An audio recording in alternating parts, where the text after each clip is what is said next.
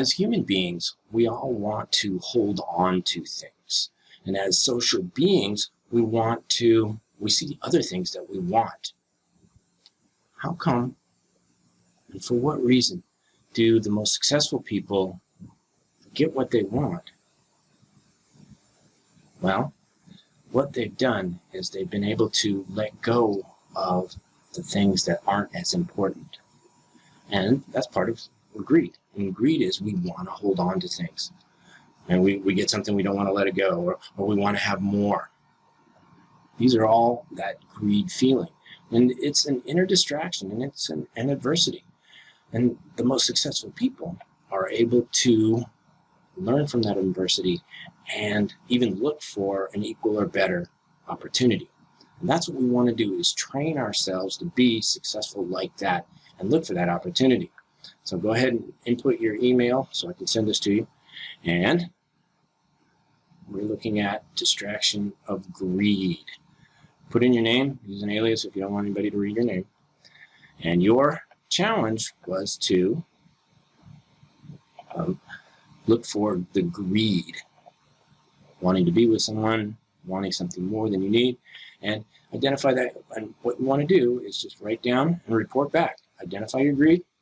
Right? What was the impulse? Name it. Then rate how bad was that greed, and then really logically, how bad is it? Then the kicker, the one that's really important, is ask yourself, compared to all of the other greed feelings I will have in my life, how bad is it really? Because every day we go through and we have a moment that we want something, or we want this, we want that, or we want to hold on to it, we're afraid of losing. Okay?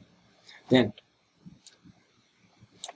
like the truly successful people, how can you look for an opportunity that is equal or greater benefit? Go ahead and answer these as you're reporting back. And again, be careful. Don't start labeling yourself. These are just thoughts you're having, not who you are. And the whole idea in this 3-step process is to think of a time in the past. How would it be different if you used this process? And what would be the benefit of doing that? The 2 reasons that you're doing this are, first, give yourself permission to let go of the past. And second, go forward with the confidence that you know you have the ability to accept, experience an impulse, accept it, and let it go. So you don't keep holding on to it, greedy, and letting it ruin your life.